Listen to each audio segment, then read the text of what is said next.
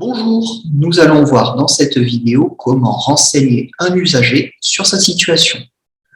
Tout d'abord, il va falloir accéder au dossier du lecteur. La méthode la plus simple, c'est d'utiliser le menu des services aux usagers. Menu qui n'est proposé qu'à condition d'être localisé sous le bureau de près de sa bibliothèque. Il existe cependant d'autres méthodes pour accéder au dossier du lecteur. Elle consiste l'une comme l'autre à chercher le lecteur dans la base Alma. Vous avez ici le bouton « Gérer les utilisateurs » dans le menu « Admin » qui vous ouvre la recherche sur les lecteurs.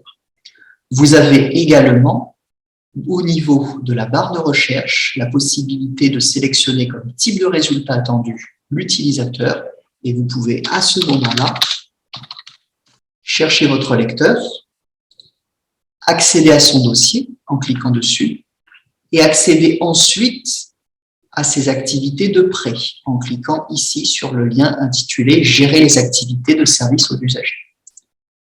Voilà. Alors, c'est une méthode qui permet uniquement d'accéder en lecture. Depuis cet écran, même s'il ressemble à l'écran des services aux usagers, il n'est pas possible de faire de prêt, pas possible de faire de retour, pas possible de créer une réservation. Vous voyez cependant qu'on a le bouton « Renouveler », modifier la date de retour manuellement, qui est quand même proposée. Alors la méthode la plus simple, comme je viens de l'indiquer, ça reste quand même d'utiliser service aux usagers.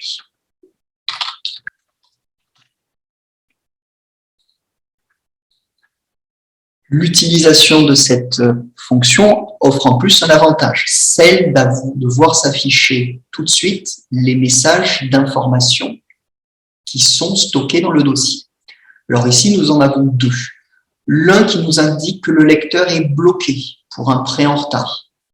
C'est le premier, avec l'indication du code barre qui est en cause. On verra tout à l'heure qu'on peut retrouver la date jusqu'à laquelle l'usager est bloqué. On voit également que l'usager est en retard. Bon, la phrase n'est pas très claire, mais elle signifie que l'usager a accès à 2 documents en retard. Alors, quand vous avez ce message, vous pouvez outrepasser, ça signifie que vous avez pris en compte ces éléments-là, mais que vous souhaitez quand même pouvoir accéder au dossier et faire des opérations de prêt, par exemple. Mais vous pouvez aussi cliquer sur OK. Ça signifie que vous avez simplement pris connaissance de ces informations, mais que vous ne prévoyez pas de faire des opérations de prêt de retour. Alors, si malgré tout, vous tentez d'en faire après avoir cliqué sur OK, vous aurez à nouveau le message d'avertissement vous rappelant la situation de votre lecteur. Donc là, nous, on va cliquer directement sur « Outrepasser ». Alors, le dossier est vide, mais en cliquant ici sur les éléments de filtrage de l'onglet « Prêts », on va basculer sur tous les prêts de notre lecteur. Il y en a 2, comme vous le voyez. Alors, ce qui est important à comprendre, c'est que Alma ne permet pas d'identifier immédiatement les documents qui sont en retard. Les 2 documents, en l'occurrence 2 documents étaient en retard, mais vous voyez que le statut de prêt est resté anormal. Donc, le seul élément qui vous permet d'identifier un retard, en fait, c'est la date de retour. Est-ce que cette date de retour est antérieure ou postérieure à la date du jour? Si elle est postérieure, ça signifie que l'usager est en retard. À noter cependant que les usagers bénéficient d'un délai de grâce de 3 jours en règle générale pour rendre leurs documents sans être pénalisés. Passer ce délai de grâce, tout retour en retard donnera lieu à une sanction avec en l'occurrence une suspension des droits de prêt équivalente à celle du retard. Mais pour vous, donc, il va falloir se baser sur cette colonne date de retour pour renseigner le lecteur sur sa situation et lui dire « Vous êtes en retard, vous auriez dû rendre ce document-là depuis, par exemple, le 6 mai. » Alors, ce que je vous conseille de faire, c'est de trier pour faire remonter en tête de liste les documents qui étaient à rendre il y a le plus longtemps. Et là, en l'occurrence, ici, on fait remonter en première ligne le document qui était à rendre le plus tôt, le 6 mai 2022. Si vous avez beaucoup de prêts, ce n'est pas le cas ici, mais on peut imaginer des dossiers d'usagers avec une dizaine, une quinzaine, une vingtaine de prêts. C'est très utile de pouvoir se repérer en triant sur la base de la date de retour. Alors, passé un certain délai, malgré tout, le statut de prêt va être mis à jour. Au bout d'un moment, le statut de prêt va passer à perdu. Et là, ça veut dire que l'usager sera vraiment très en retard à ce moment-là. Alors ça, c'est notre usager qui est en retard. On voit qu'on a dans la zone de notes de l'utilisateur des messages pour nous indiquer que l'usager a 2 exemplaires en retard. Donc c'est le message qu'on avait tout à l'heure en introduction, on le retrouve ici. Le fait que l'usager soit bloqué n'apparaît plus ici. Les autres messages sont relatifs à des documents qui sont en attente de retrait, des demandes de réservation qui sont en attente de retrait dans la bibliothèque de l'Arsenal, qui est la bibliothèque sous laquelle je suis localisé, et dans 2 autres bibliothèques. Le blocage n'apparaît pas. Par contre, vous allez retrouver les informations relatives au blocage en entrant dans le dossier du lecteur. Donc, pour entrer dans le dossier du lecteur, la méthode la plus simple, c'est de cliquer sur l'identifiant, comme ça. Vous allez ensuite vous positionner sur l'onglet blocage. Vous voyez qu'il y a un contenu, puisque cet onglet blocage est coin et corné. Donc, on a bien des données à lire. Et on retrouve ici voilà, les informations de blocage qui figuraient sur le message introductif. Alors, on voit même en l'occurrence qu'il y a 2 documents qui ont été rendus en retard par ce lecteur. Simplement, les blocages ne sont pas cumulatifs. On n'additionne pas les jours de pénalité, les jours de retard. On applique en fait la pénalité la plus longue. Donc là, ici, en l'occurrence, on voit que les blocages ont été créés le même jour pour des documents qui ont été donc rendus en retard. Et on a la référence des codes barres qui sont en cause.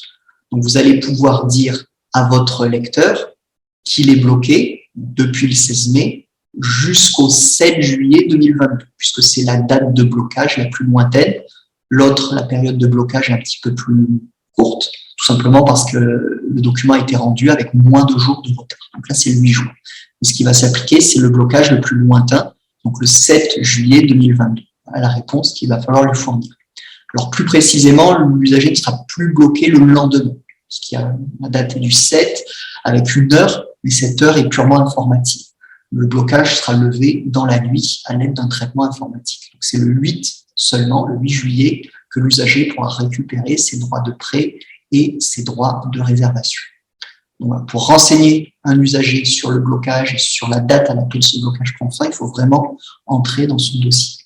Quand vous voulez en sortir, soit vous cliquez sur enregistrer, soit vous revenez en arrière et vous revenez voilà, sur la fenêtre de prêt.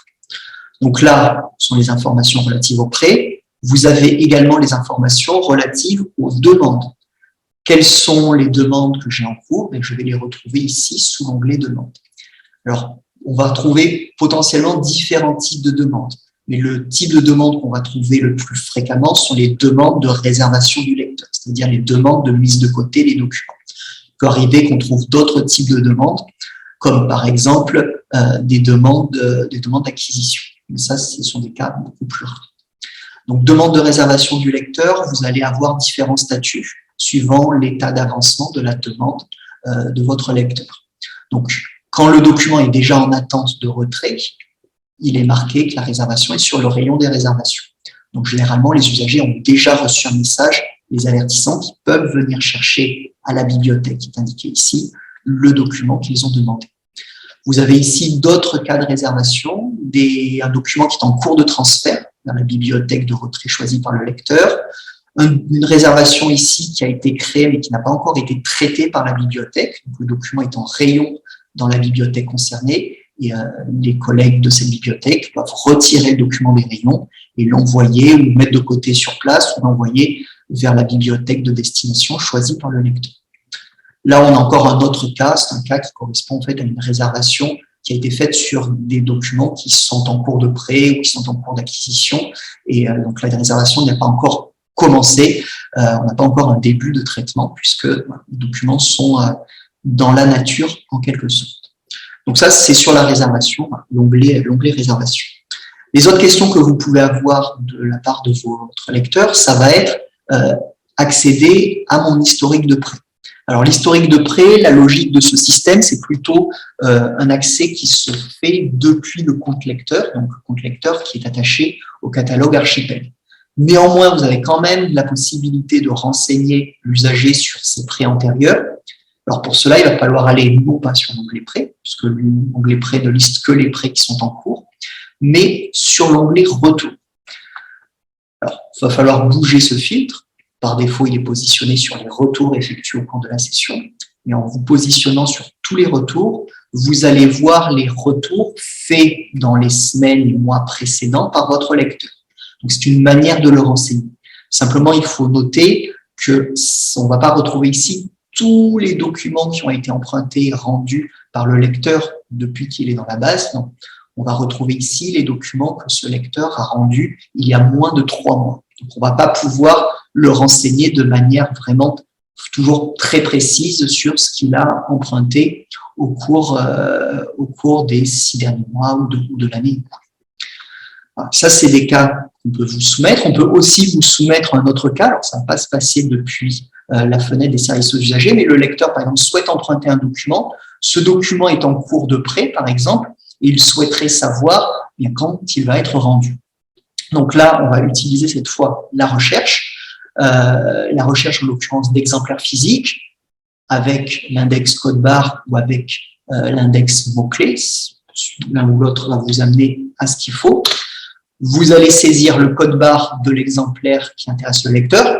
Par exemple, si vous avez ce code barre, sinon vous pouvez aussi rechercher à partir du titre et accéder à l'exemplaire. Donc là, on va dire qu'on connaît le code barre. On va regarder ensuite sur cet exemplaire, qui est un exemplaire de périodique. On voit effectivement qu'il a un type de processus prêt, donc il est en cours de prêt par un lecteur. Et si je clique dessus, je vais pouvoir voir non seulement qui est l'emprunteur, à quelle date il a emprunté, mais surtout, l'information qui intéresse votre lecteur, à quelle date le document est censé revenir. Donc là, en l'occurrence, notre document doit être rendu avant ou plus tard le 19 septembre 2022. Donc ça, ce sont des informations que vous pouvez communiquer à votre lecteur. Alors, je vais revenir un court instant sur mon dossier, le dossier de mon lecteur, pour être complet. Donc, on a encore mon message d'avertissement. Je vous rappelle que vous disposez de liens d'accès pour envoyer des récapitulatifs au lecteur. Récapitulatif de ses prêts et de ses demandes, c'est l'envoi du rapport d'activité. Récapitulatif de ces demandes, c'est l'envoi du rapport sur les demandes.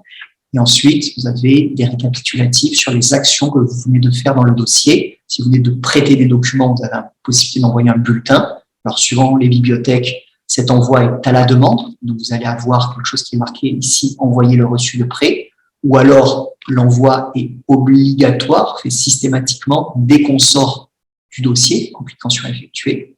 Et vous avez la même chose pour envoyer le reçu de retour. Et cela, c'est un reçu qui n'est envoyé qu'à la demande, mais qui vous permet d'envoyer un récapitulatif des documents qui viennent d'être rendus à votre lecteur. Voilà, en quelques minutes, les informations que vous pouvez communiquer à vos lecteurs quand ils vous posent des questions sur leur situation. Merci de votre attention.